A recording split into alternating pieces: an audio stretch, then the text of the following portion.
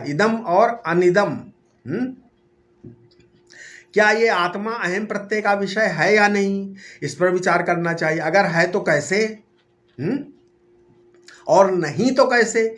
इस पर पंचपादिका ग्रंथ में विचार किया गया है। इसका पहले मानसिक विश्लेषण करो। दो शब्द हैं, जानामि और भवति। क्या है, जानामि और भवामि, दो शब्द हैं। क्या, जानामि और भवामि। संस्कृत में व्याकरण में दो प्रकार की धातु होती है, सकर्मक और अकर्मक। जानामि सकर्मक क्रिया है, अहम घटम जानामि। यहाँ जानामि क्रिया का कर्म क्या है, घट है, घट, घड़ा। और करता है अहम, मैं जानता हूं किसको, घट को। अतः घट प्रमेय है, कौन जानता है, अतः मैं प्रमाता हूं, कैसे जानता हूं, घटाकार वृत्ति के द्वारा। अतः घटाकार वृत्ति क्या हो गई, प्रमाण है। प्रमाण प्रमेय विशिष्ट प्रमाता अहम है कि नहीं, है ना। तो प्रमाता प्रमाण प्रमेय की त्रिपुटी तथा कर्ता क्रिया कर्म की त्रिपुटी अहम घटम जानामि वाक्य में है। समझ में आया।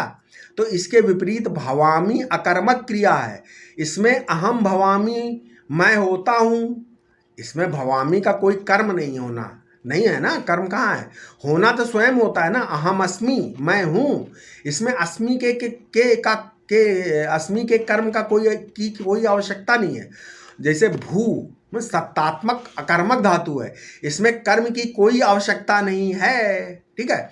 इसके अलावा जैसे निद्रा, क्षय, लज्जा, सत्ता, भय, जीवित, मरणम, ये सब धातुगुण तम अकर्मक माहु। मतलब ये सब क्या है, बोले धातुगणम तम अकर्मक माहु।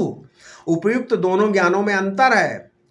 पहले में अहम घट रूप इदम से अक्रांत है, दूसरे पक्ष में इदंता से अक्रांत नहीं है। अतः ज्ञान के दो स्वरूप हैं, एक इदम यह और दूसरा अनिदम, ये नहीं। तो अहम बोलने की आवश्यकता नहीं है, अहम के ही ये दो अंश हैं, इदम और अनिदम। ठीक है, समझ में आया। तो अहम घटम जानामि, अहम मठम जानामि, इनमें जो घट मठ का ज्ञाता अहम है वो एक है कि दो, वो तो एक ही है, परंतु कर्मभूत ज्ञान के भेद से पृथक पृथक भासता है। इसमें जो प्रमाण वृत्ति है उसमें दो अंश, एक प्रमाता का अंश, दूसरा प्रमेय का अंश। एक ही वजह से आकार आया, एक की वजह से आकार आया और दूसरे की वजह से आकार परिपुष्ट हुआ, नहीं।